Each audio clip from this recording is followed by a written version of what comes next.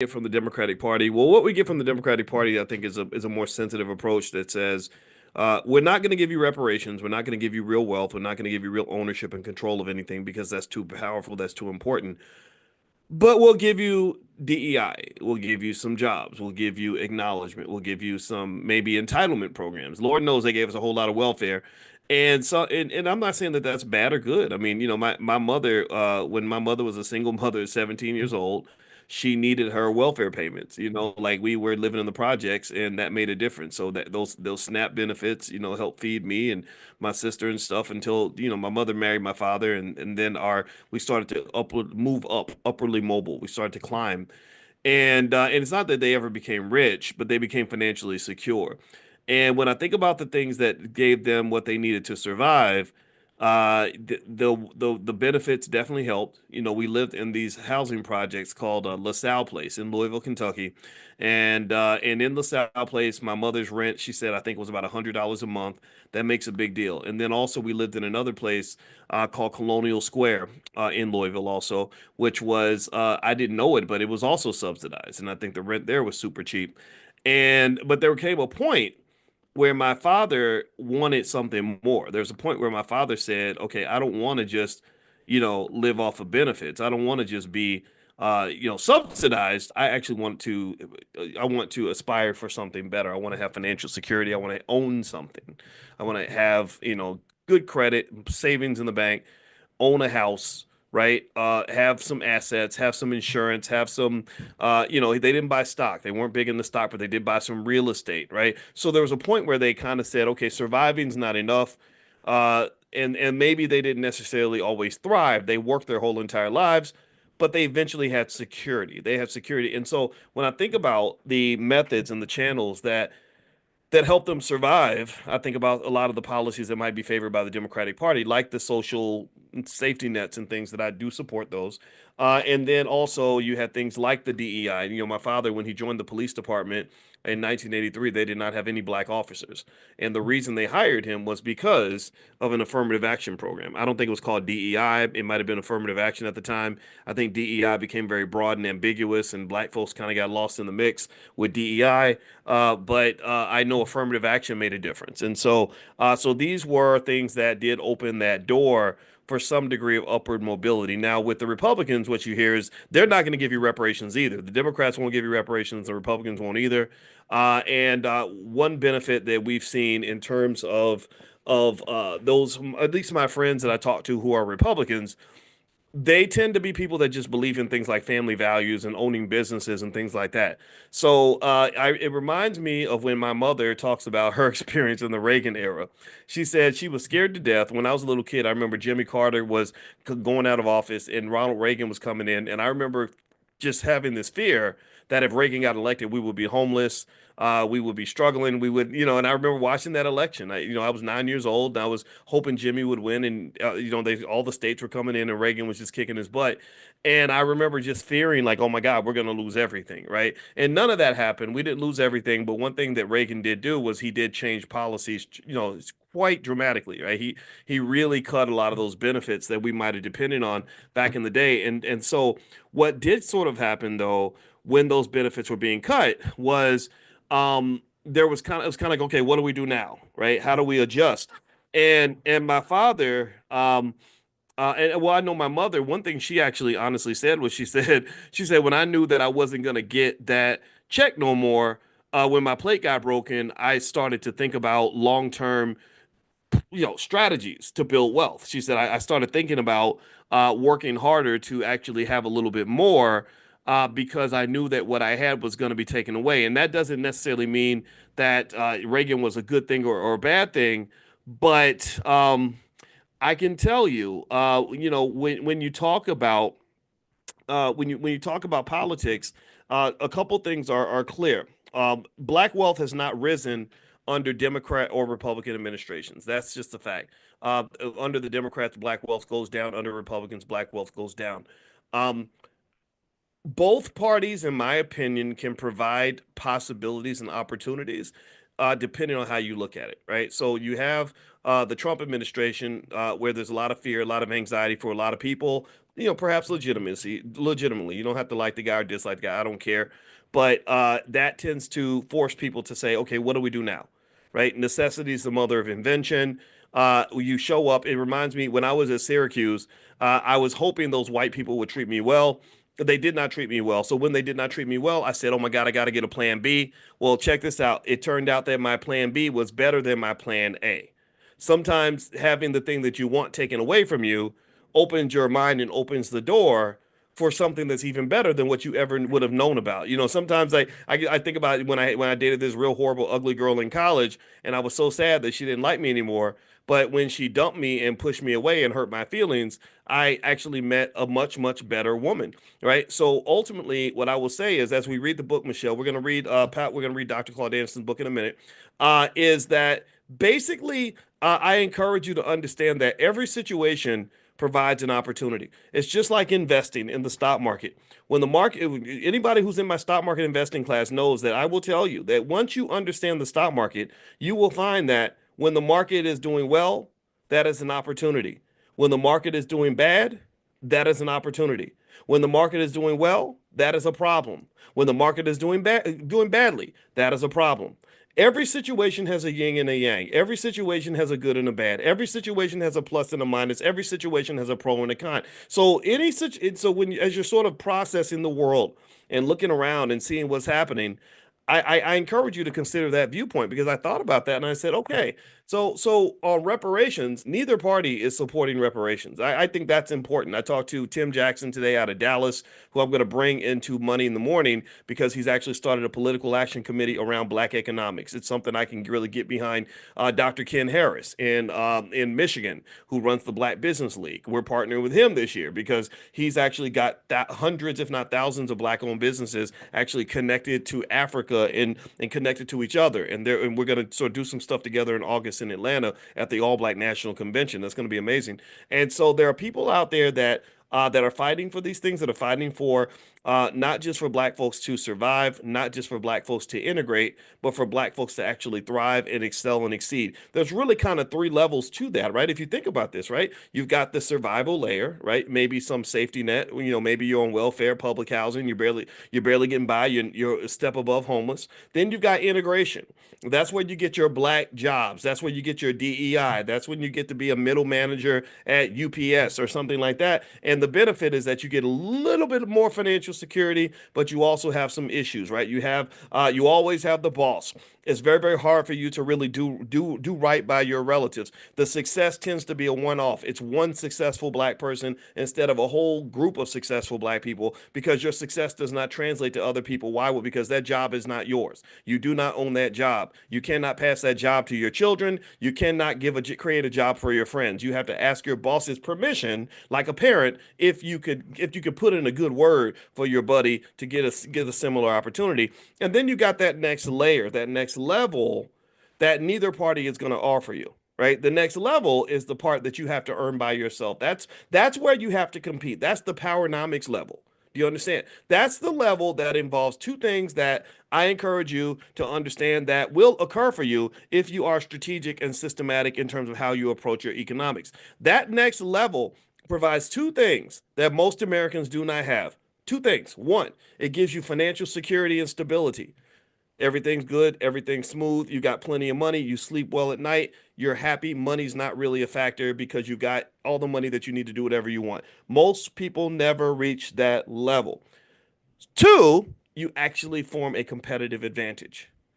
That's when you really are kicking ass and taking names. That's when you become hated because you're actually thriving and the system is working in your favor. And this system can work in your favor if you're Black. I know that there's a lot of propaganda to the opposite, but I think that if you assume that Blackness comes with a lack of preparation, then yes, the system is biased against you. If you assume that Blackness comes with a lack of education, then yes, the system's biased against you.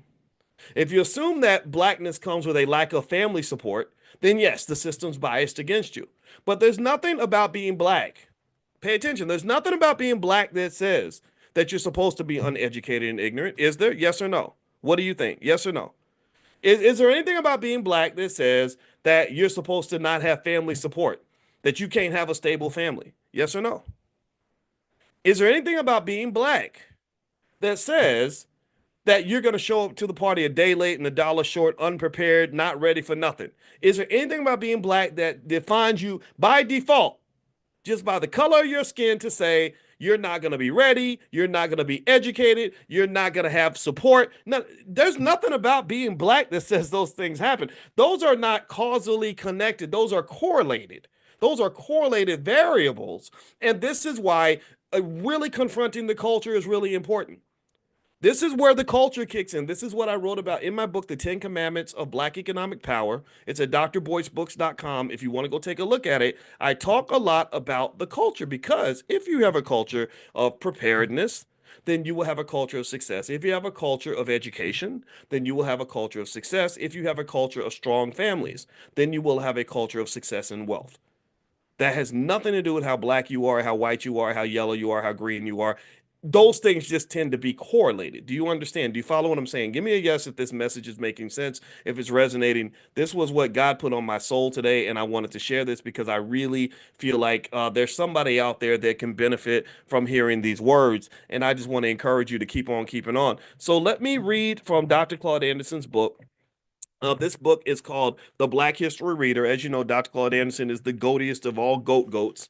And I think Dr. Anderson's words are more profound and more powerful, more necessary, more meaningful now than ever, because a lot of you have mixed feelings about what you're seeing in the political climate in America. And I think it's time for us to buckle down and get busy and make things happen, instead of sitting on the sidelines just hoping and waiting for Superman. I'm going to see Dr. Anderson next week. I'm going to go to Bowie State. I'm giving the State of the Union address at the Wealth Summit at Bowie State University. If you want to come in there, it's going to be about an hour and a half presentation. So if you guys want to come in to Bowie and be a part of that, what they're doing up there, the URL is thewealthsummit.org, thewealthsummit.org. So feel free to come in. I think they deserve support because I'm really proud of them for hosting this event. All right, so let me keep going, because I'm gonna be honest with you. A lot of HBCUs don't really do a lot when it comes to black wealth and black economics. I have no idea why. I just don't get it. It doesn't make sense. But whoever's at Bowie who's doing this, God bless them, because I think this is what our community needs. This is what's going to make a difference for all of us. All right, so here's what Dr. Anderson says. This is on page 223 of the Black History Reader, 223 Black History Reader. His book is at powernomics.com. That's the website. Question 79. How did the 1960s civil rights movement benefit or injure blacks? This is a great question. The civil rights movement brought attention to the unfair treatment of blacks, reduced overt terrorism and violence, gave blacks greater access to the ballot box, removed the legal stigma of mixed marriages, and provided educational career benefits and limited upward mobility to that particular generation. One of the most important and enduring benefits was the demise of the slavery-based mythological belief that whites were superior, smarter, and necessary in all things. However, changes in the perceptions that whites and blacks had of each other did little to reverse the economic foundations or the overall socioeconomic conditions of Black America. The wealth gap continues to grow between whites and blacks as they move deeper into hostile and unequal classes. For all intents and purposes, the Black civil rights movement's focus on social integration took blacks down the wrong road. Now, I don't have Tourette's syndrome. I didn't repeat that because something's neurologically wrong. I repeated it over and over again because I think you got to know the difference between social integration versus the economic integration. Social versus the economic, and then there's socio-economic. The social and the economic connect to one another. Economics impacts your social policies. It impacts your social life. It impacts everything that's social. And the social side impacts the economic side. So we focused heavily on the social integration side. Why? Well, because typically what I have found is that powerful people are more willing to be your friend than they are to share their wealth. Powerful, wealthy people are more likely to say good things about you. They're okay with saying good things about you as long as they don't have to actually give you any resources or give you any real power. And why is that? Well, because talk is cheap. Talk don't cost me nothing. It don't cost me nothing. If you have a void in your soul and you need me to tell you that I think that you're pretty, or I think that you're smart, or I think that you're worthy, then oh sure, okay, yeah. Yeah, you're a great guy, Bob. Yeah, right. Let me give you. Do y'all know the history of that? Remember that book I told you all to read, in Empire of Their Own, how the Jews invented Hollywood? This is not anti-Semitic. I have to make sure that's clear because I'm not into that type of stuff. I don't do that. Me and Kanye talked about that, and I said, look, man, I don't want to talk about Jewish people, bro. I want to talk about black people. But the book is great because it's a great blueprint for how an empire can be built in the midst of necessity. They built it out of necessity, and they did an amazing job. Well, one thing about that book that's fascinating is they revealed that basically the Oscars were created because they didn't want to pay the actors money. They didn't want to give them actual money. So you know what they said? They said, "Well, let's just massage their egos. Let's tell them that oh, you're best actor, you're best supporting actor." And then you're like, "I got an Oscar. I ain't got no money, but I got a trophy. I'm holding up my trophy. I got my little Oscar right here. This is Oscar. Oscar is gonna pay the rent." But and sometimes the Oscar would help pay the rent, but sometimes it don't. Right? So they gave them trophies instead of giving them actual money. So a lot of times people will feed you symbolism or social acceptance if they know that it can either be to their economic benefit or they can avoid giving you what's due, what's actually owed. It's no different from the cool kids at school saying, "Look, I'll be your friend, but you got to give me your lunch money." And so this is one of the reasons why sometimes I'll talk about things like black self-esteem. I'll talk about things that people don't quite understand because the reason that these issues are important and the reason we have to validate our own children is because a black person who is fully validated, whose self-esteem is intact, is not going to need the symbolism. They're going to go for the substance. They're going to say, "I appreciate you giving me an award, but I'd rather you write that check. I thank you for acknowledging me and telling me that Black Lives Matter, but I already know that, so I need you to write the check." Thank you for telling me, thank you for wearing your kente cloth today. It looks really good against your pale yellow skin, but that really is for you. That's not for me. You did that for yourself because being African is cool for you because, we got melanin and stuff, but I still need you to write that check. And I think that this is really critically important because if you think about how many of us define ourselves by labels, how many of us define ourselves like we'll pay money for labels? You ever seen a Negro with Louis Vuitton all over his body? Really think no, like Louis jacket, Louis shirt, Louis pants. What he's doing is he's buying his self-esteem. Or the person who says, "I am somebody now because I went to Yale University. I gave them $200,000, and then I went and slaved away for Chase Bank, and now I'm a senior manager at Chase who went to Yale. Now I am somebody." And I just make the simple argument to say that you always were somebody. They see that you're somebody. They see your worth more than you see your worth because they picked you out of the lot because they knew that you were going to add value to their institution. So you always been somebody. You could be somebody. You don't need the Louis Vuitton to be somebody. You don't need Chase Bank to be somebody. You don't need Yale University to be somebody. I knew you were somebody when you were butt naked and just a baby, just standing there with no money in your pocket. But because you didn't know that you were somebody and they saw your value before you saw your value, they came and extracted your value and then gave you these labels, which now allows you to acknowledge your value. But your ability to acknowledge your own value is contingent upon maintaining their approval. So now they got you. Now they got you. Now you're stuck because now you know that if you come over and you start hanging with the dangerous Negroes like Boyce Watkins, people at Chase Bank don't approve of that. They're gonna spank you for that. That'll get you fired from your DEI job, right? This is not what the mainstream Negroes don't hang out with people like me. Like, what are you talking about? Like reparations and black wealth and building black communities. We don't talk like that around here, right? But because you're allowed to have the integration talk, but you're not allowed to have the black power talk, the black wealth talk. And I don't care what you say, you know that I'm right. You know that I'm right. Do you know how many corporate Negroes I meet who will whisper to me like, I secretly agree with you. And I'll be like, "You do? Well, we better not tell Massa that we wants black folks to read books and stuff and to actually have some money." I'm like, who gonna come get us if they finds out? That's what it is. It feels weird. It's like, what are we hiding from? Bro, you're 50 years old. You should be able to speak with bass in your voice and be a grown man. Why are you afraid? Why are you afraid of something that's completely illogical? There's nothing. What are we doing? What are we doing? What am I saying to you that is so crazy and radical and ridiculous? There's nothing radical and ridiculous about saying, hey, we got to rebuild our families because our families are falling apart and our children are harmed because of it. There's nothing radical about that.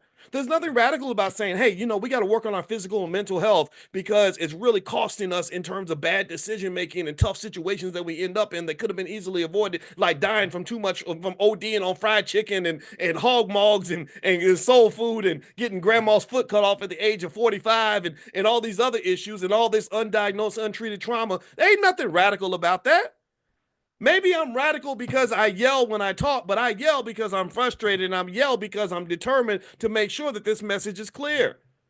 There's no ambiguity. There's no stuttering. There's no foot shuffling here. There's no time for that because there's nothing controversial about this. There's nothing controversial about saying, hey, let's invest for our kids so they're financially secure, so they don't have to beg for jobs.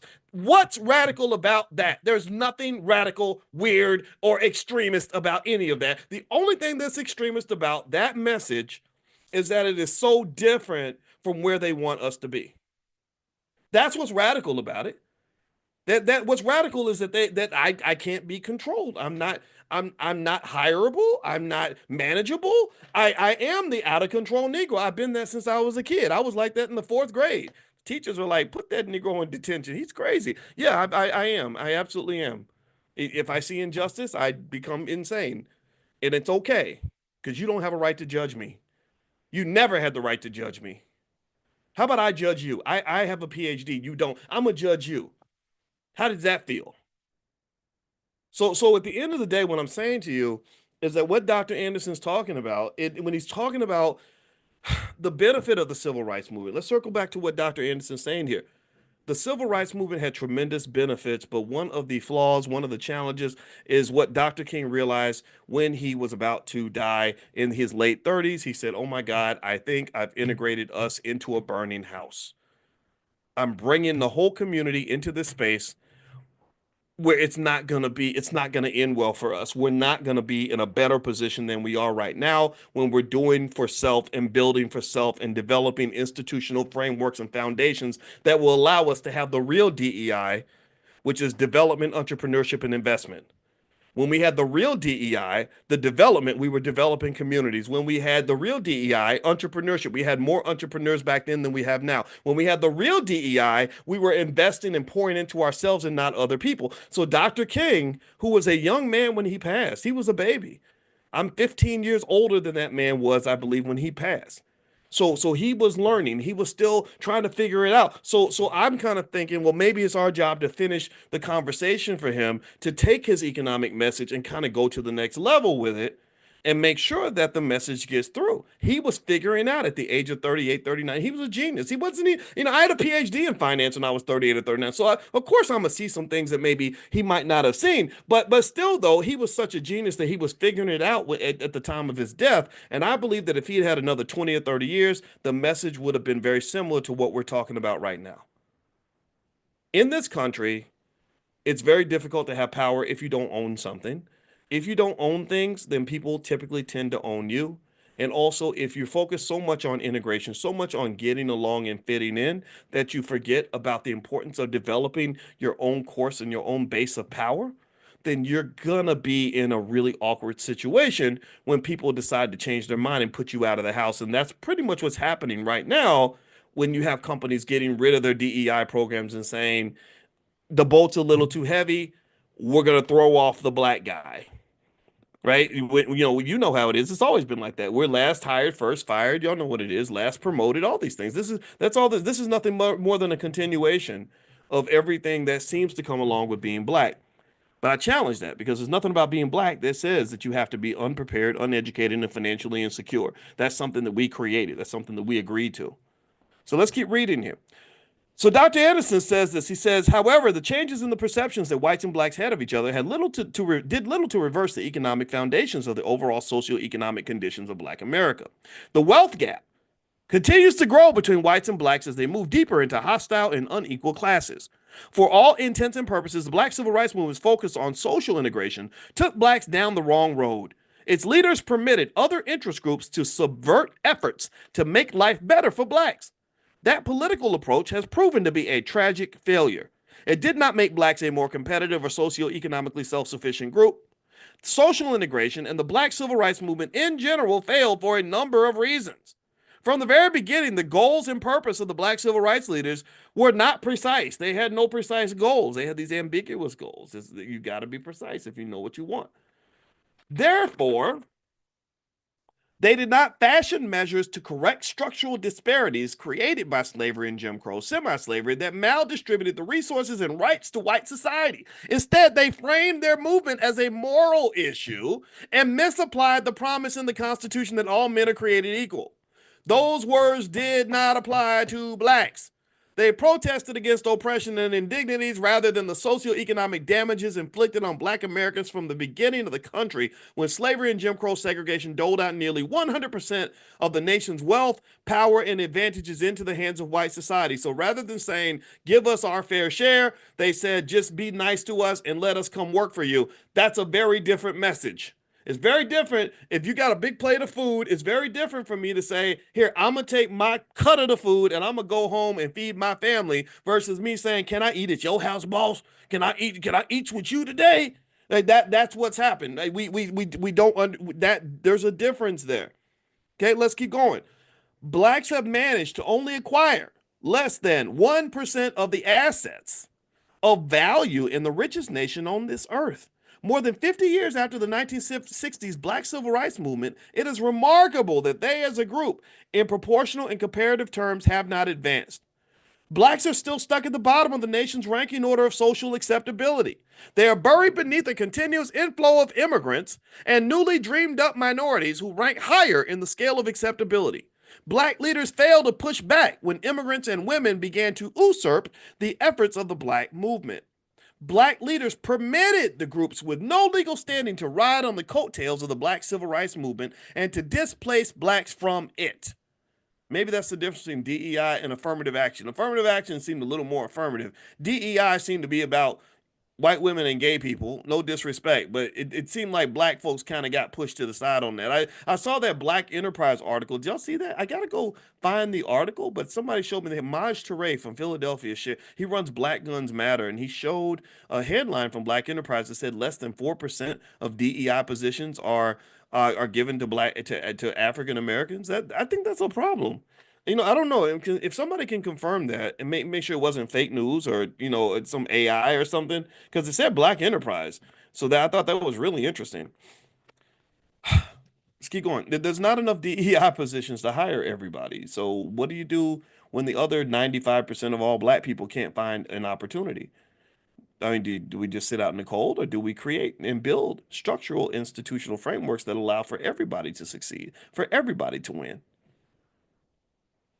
The leaders failed because they did not fully understand the core nature of the problem, did not structure or articulate a clear purpose in the self-interest of blacks, and consequently continuously offered social integration and civil rights as a panacea. Relying on civil rights laws to cure what ails black America is like not getting a correct diagnosis of cancer and hoping iodine will cure it. Whites in general, and conservative whites in particular, do not hesitate to express their unwillingness to give up any portion of their inherited socioeconomic advantages or privileges to black Americans.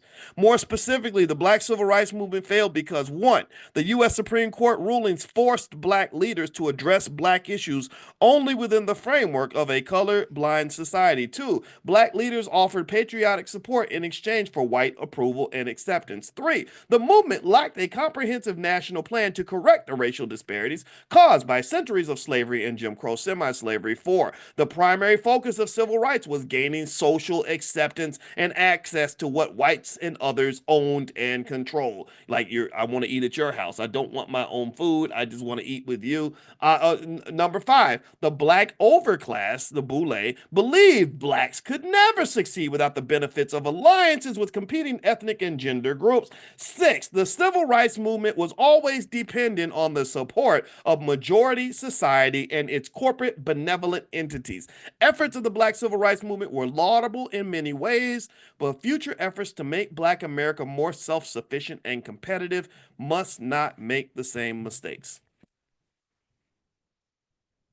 That's page 225 of the Black History Reader by Dr. Claude Anderson. You can get a copy of that book at powernomics.com. Powernomics.com. Okay, so yeah, so here we go.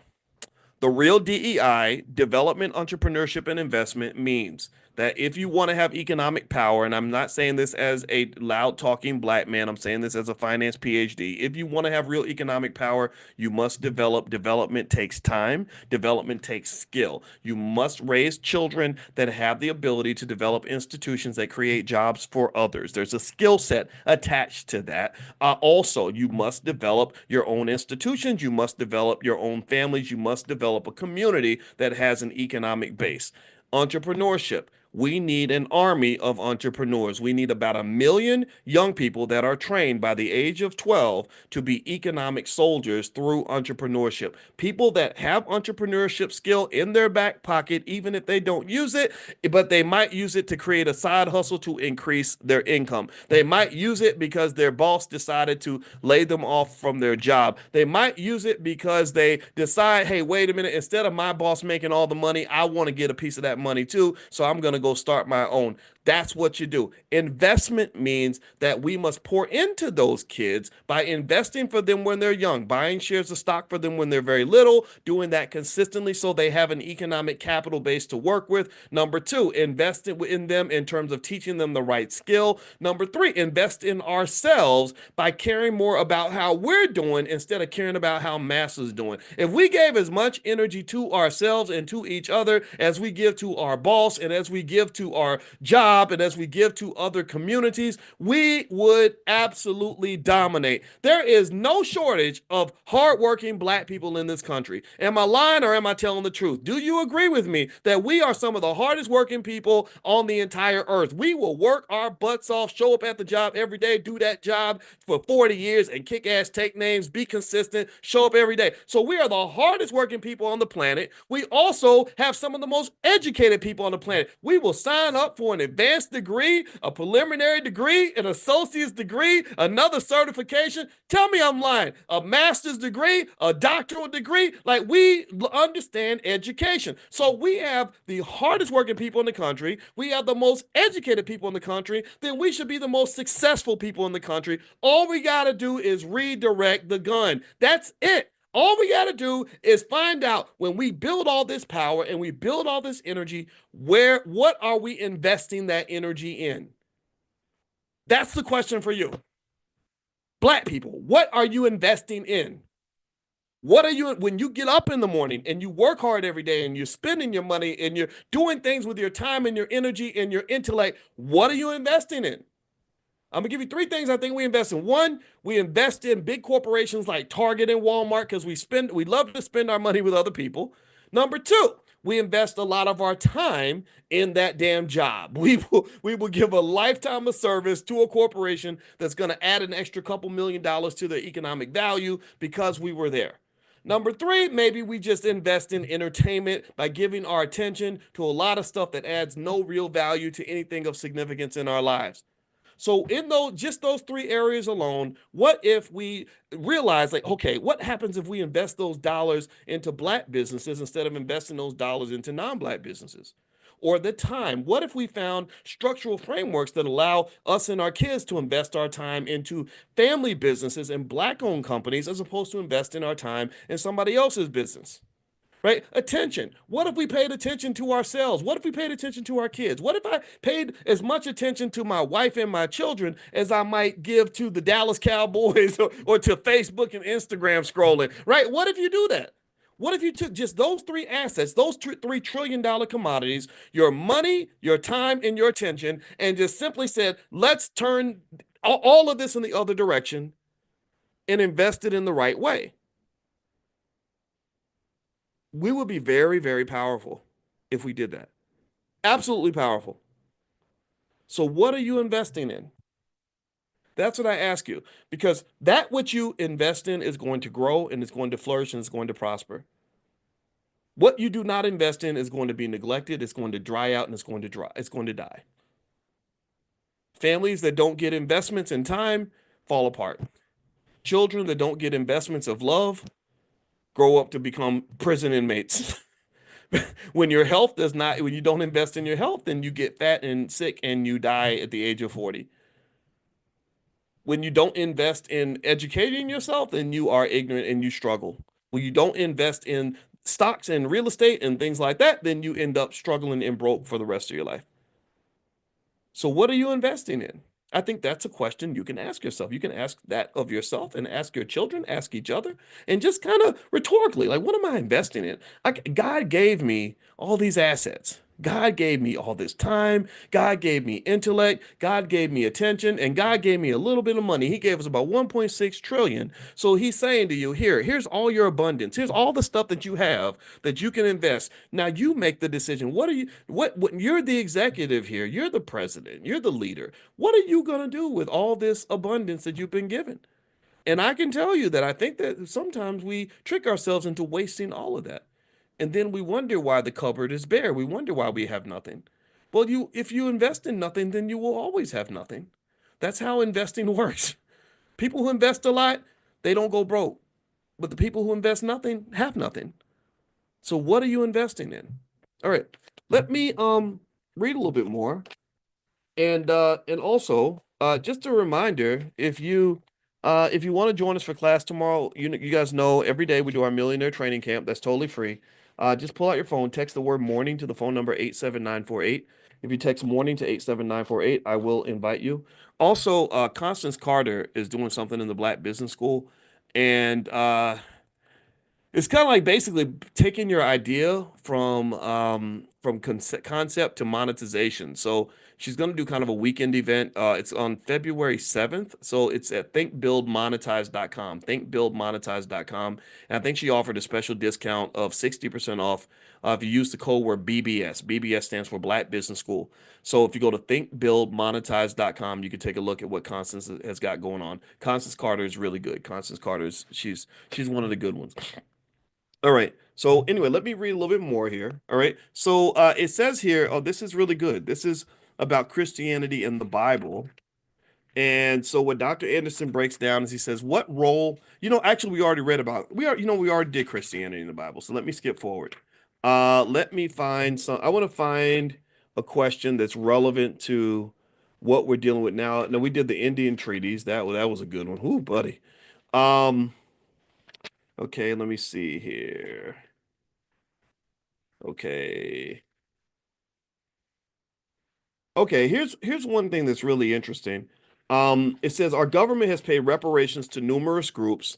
Why won't they pay reparations to native blacks for slavery? This is on page 247 in the Black History Reader at powernomics.com. That's what 247. Our nation's government, their operational policy on reparations is to pay it to nearly every nation with which it has engaged in a war or military conflict.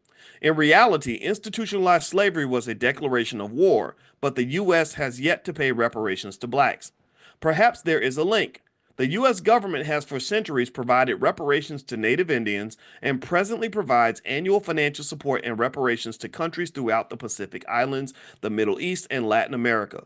The U.S. paid $12 billion through the Marshall Plan to Germany in post-World War II reparations, which included rebuilding the country and relocating 300,000 Jewish Holocaust victims to the U.S.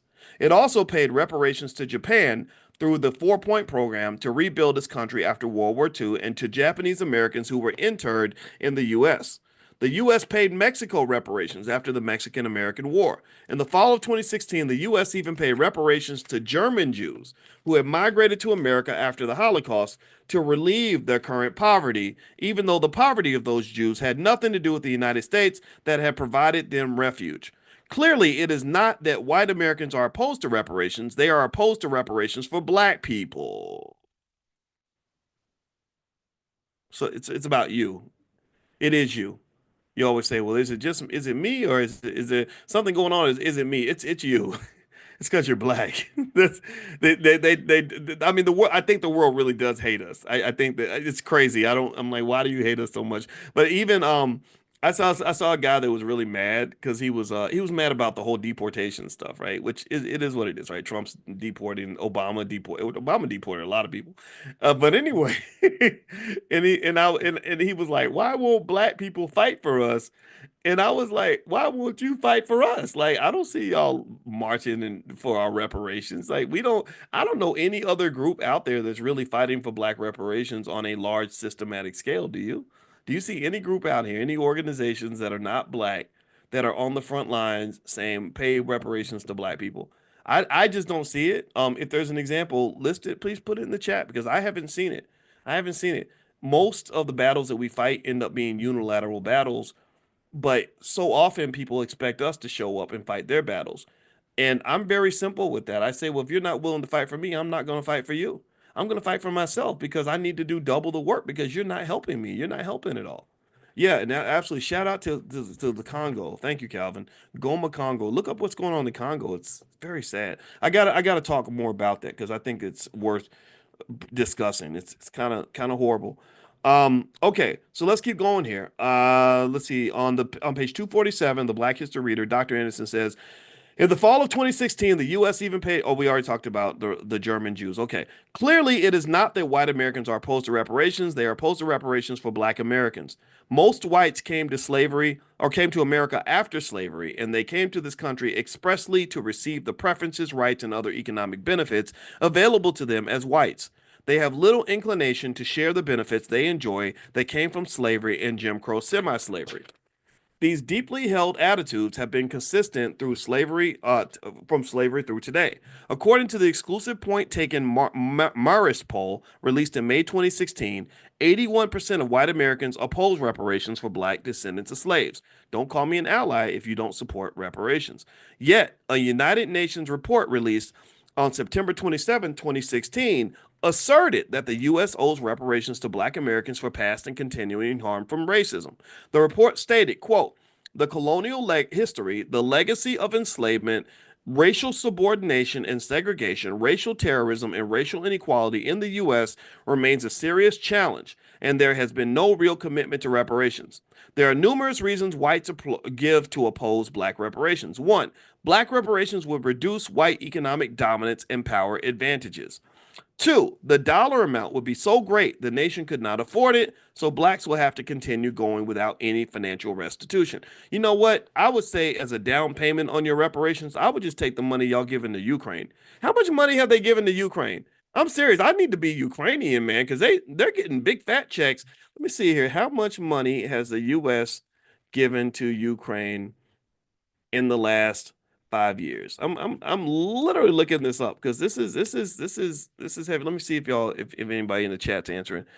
I see billions. Yeah, it's definitely been billions. 30, I see 30 billion. Okay, let's see. Let me see. The official answer here is okay. Let's see. In 2019 to 2021, it was just 1.5 billion. In 2022, they gave them $113 billion for military, economic, and humanitarian assistance. In 2023, an additional 61 billion was requested by the Biden administration for Ukraine. In 2024, the House approved a $95 billion aid package. So they've received well over a quarter of $1 trillion, $270 billion. Can you imagine like what the black community could do if we got $270 billion? No disrespect to the Ukrainians, but there's no Ukrainians, nobody in Ukraine, I believe, is putting the Democratic Party in office. I don't think there's no Ukrainians, citizens that are responsible for Biden getting elected, but I do remember them saying to black women in particular that you were the reason that we got elected. And black men, most black men supported the Democrat. So I'm sorry. I know some of y'all gonna get mad at me for that. Because I know people have their own beliefs. I don't understand or agree with some of it, but I don't get it. I don't get it. How is it that the people that did not support, didn't do jack shit for you, excuse my French, are getting 270 billion, but the people who literally had your back in every election since Jesus was alive, damn near, well, a long time, at least since the 60s anyway. Um, get we can't even ask for that. Like, I mean, literally, we're owed 14 trillion, in case you want to know what the official number is on reparations. It's about 14.5 trillion. But if they said, hey, we're going to immediately allocate $270 billion, we're going to treat black people as well as we treat the Ukrainians, and we're going to fix their communities with this 270 billion, I would totally give my endorsement.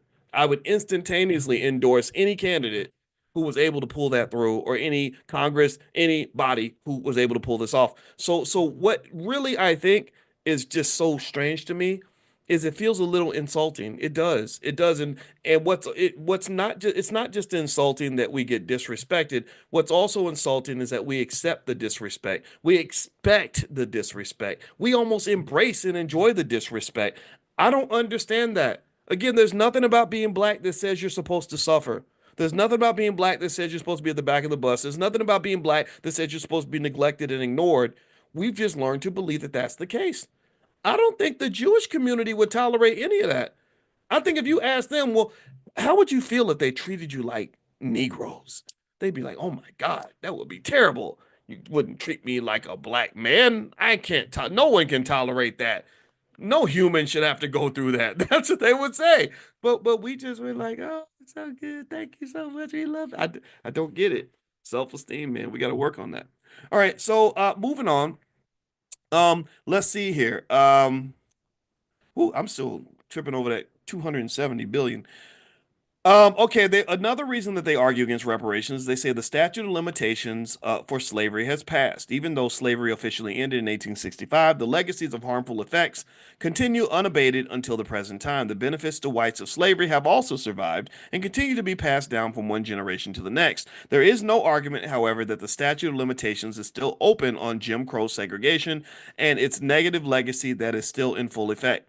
The fourth reason that they're against reparations is that there is an argument that since some African chiefs participated and cooperated in enslaving blacks who became slaves in the U.S., the burden cannot be borne by whites or foreigners. This argument is not consistent with past reparations. For instance, some Jews cooperated with the Germans in the final solution and participated in the extermination of other Jews. However, Jews have consistently received reparations despite the acts of some members of their religion. Any reparations movement should also hold African nations accountable for their role in supplying black African bodies for slavery in America. Native blacks should seek reparations from African countries, whether in the form of monetary or mineral resources, then use those resources to form partnerships between the two groups of blacks to build vertically integrated industries to elevate people of African descent around the world. I do think that reconnecting with Africa is going to be a big long-term power move. The reason that I'm happy to partner with Dr. Ken Harris on the All Black National Convention this year in his Black Business League is because he's actually got six African presidents that are coming to the convention this year. So he's got delegations from 6 countries in Africa, and they're already doing business and on a very high level. So it's actually working out quite well. Number 5, some argue that many of the slave-dependent businesses have changed ownership or no longer exist. True, but many of the companies, members of the white race, and the financial and economic benefits that slavery produced do still exist and are easily available in archival records. 6, some whites oppose reparations because they claim the arguments are not compelling. However, when a respectable neutral party such as the United Nations makes a compelling argument after the initial splash in the headlines, it too is ignored. Entities with direct involvement in slavery have issued apologies but no funds. Symbolism. In 1985, Pope John Paul II, while visiting the Caribbean, apologized for the role of the Catholic Church in the commercial enslavement of black people. In July 2008, the U.S. House of Representatives passed a resolution apologizing to African Americans. On a voice vote, the House resolution acknowledged the nation's role in slavery, which is a black phenomenon, but promised to stop human rights violations. These kinds of weak apologies are insulting examples of symbolism and the sleight of hand of identifying a black problem that becomes shifted to a minority solution. Human rights do not equate to black rights. These apologies without resources are political maneuvers because talk is cheap. Why? Because the government has always acknowledged and recognizes its obligation to fix or to repair official cruelties. Never have reparations or restitution depended on a public survey. The House apology reflects the deep conviction of whites not to take any actions that would cause them to give up their share of resources with blacks or share their resources. In essence, the resolution committed that blacks have everything that they need. The House does not want to upset the apple cart. It is sorry for the circumstances of blacks, and it promises to go and sin no more. The U.S. should pay black reparations immediately. The greater time the time lapse between slavery, Jim Crow, and the current times, the more difficult it becomes to link historical events with our current suffering. Today's social ills on view among blacks are directly related to the forced pathologies imposed on them by whites and the theft of what should have been assets in the black column. Federal, state, and local governments have authorized and actively used their powers to maintain black slavery. They are still in existence and are complicit. An apology with no funds does absolutely nothing to help 44 million blacks who are stuck at the bottom of the barrel. Ugh.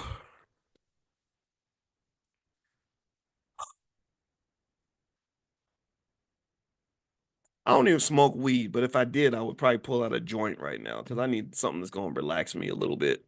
I'm gonna go kiss my wife and hug her or something because I need something that's gonna just calm me down because this is BS, man. That's some absolute complete BS. Complete BS. Um, Here's what is gonna happen. You said exercise. Yeah, I went to the gym this morning. All right, so here's what is true in my opinion. I don't know how people feel about the recent election. I just really don't. If you want my opinion, I believe we're going to be fine no matter what. Those who will be fine are going to be fine. Those who are not going to be fine are not going to be fine. I don't think that the administration is going to do anything except affect your mental health because they may make you happy or upset. Almost like watching a basketball game. When the Louisville Cardinals had a terrible season, I was having a terrible season. When they started winning again, I was having a great season. But at no point in time did their winning or losing affect my life. When my Buckeyes won the national championship, I cheered like crazy, but it was all in my head. So, with that said, here's what I believe it presents the opportunity. I think that now that people have sort of come to the conclusion that we don't have support in the friends in the White House that we thought we had, we're going to be looking for other solutions. I also believe that the next time around, when the Democratic Party tries to win the White House back, I think that that is an opportunity to have a voice, and I will use my voice to the best of my ability. And in that voice will be a conversation about reparations. I think the only way they can turn the bus around, at least with the black community anyway, is to fully come correct and understand that the black voting bloc is much more intelligent, much more assertive, and less tolerant of BS and symbolism. Not that everybody, I mean, some people are going to fall for the shenanigans, right? You show up and you eat barbecue chicken with the pastor, they're going to love you for that. But there's enough people out there. And the reason I know that it's having an impact is because people are complaining about it. I think I think poor Roland Martin he hates me and he hates people that do anything other than simply do what they're told. I'd never have done what I told. That's what I'm told. It's just a waste of time to even expect that. I do what makes sense. I represent the people that matter for me, and I think that that's a logical strategy. So long story short, I think that as they're strategizing and saying, okay, how do we go back and win? How do we fight and win? I think they're going to negotiate a little bit better. So if you consider this presidency to be inappropriate, and some of you love it, some of you don't, it's your right. But if you consider the presidency to be something that's disturbing, um, maybe it's kind of like if you're in a marriage and your partner is treating you really badly and you don't want to leave the house, but you do leave for a while and they're like, you're a traitor to the family, like we need somebody here to cook the food and wash the kids, and you're abandoning, and they're going berserk and they're mad because you're going out on a date with somebody else. But then maybe next time they see you, they're treating you a little bit different, right? You know, he's gonna show up with the flowers, or maybe she won't nag you as much because she knows how good of a man she actually had, and whatever it is, right? So sometimes stepping away a little bit, that's my point. Sometimes when you step back from the relationship, the other party straightens up a little bit. I do believe that. I think that's, and actually, it's not just my belief. This is actually, there's theories, there's books written on negotiation. And one thing they say about negotiation is you can't be no punk. You can't have unconditional loyalty in a negotiating process where you're trying to get something from the other party. So if you go to a job, sure, you should be loyal to the job, but there should be an expectation that they earn your loyalty. When they stop earning your loyalty or they don't care about earning your loyalty, then that's when you back up and say, well, let me see, let me just watch you do the job by yourself. And then as you're struggling and scrambling and trying to figure it out and going crazy, then I'll step back in and say, hey, I'm available if you need me. Right. And that does work. You know, Emmett, do you remember when Emmett Smith played for, anybody remember the Dallas Cowboys back when they used to be good, which is like 30 years ago? Emmett Smith was this remarkable running back for the Dallas Cowboys, and they were winning Super Bowls like crazy. And Jerry Jones, he's kind of an arrogant guy. They assumed that they could just do it all by themselves. And so Emmett, it came time to pay Emmett or renew his contract or something. And they, you know, they kind of pussyfooted around. They kind of played, they kind of messed around with him and made him sort of feel like they believed they didn't need him. So Emmett said, "Okay, no problem. I'll be on the sideline. See how many games you can win without me." And I think they lost 3 games in a row. And by the time they lost 3 games in a row or 2 in a row, thank you, Vincent. Vincent's a better historian on the Cowboys than I am. If you're a Cowboys fan, I give you my condolences because they just been horrible ever since. But they turned around. They came back and they said, "Okay, how much money you need, Emmett? Please, please."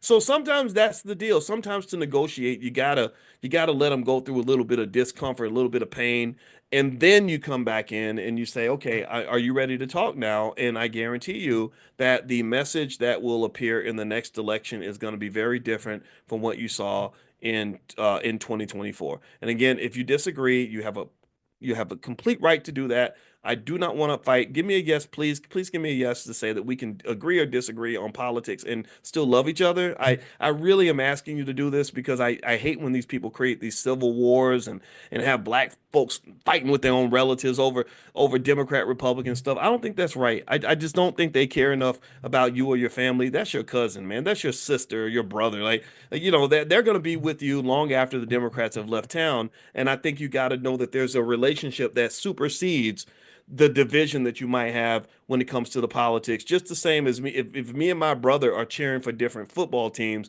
I shouldn't pull out a gun and shoot my brother because his team won. That is off limits, out of bounds, inappropriate, immature, irresponsible, and short-sighted. That's my belief. All right. So anyway, I'm gonna go. Thank you guys for listening. Tomorrow we're gonna meet for class at 10 a.m. like we always do every morning. Our Millionaire training camp. If you want to join, you can either text the word morning to 87948. I'll send you a wake up call. Text morning on your phone. You gotta pull out your phone. Text 87948 and put the word morning in the text message, and you'll get a response. And I'll send you a reminder tomorrow. Or you can also go to drboyceelevate.com. That's drboyceelevate.com. Also, reminder, we are going to go to Ghana this summer. So if you want to travel with us as a group, just text the word travel to that same number, 87948, and you'll be on the travel list. I'll send you a link to B1 Voyages. We partnered with Jay, what's his face? Oh gosh, he runs a travel company. Gosh, I can't remember his whole name. But anyway, he's a great guy.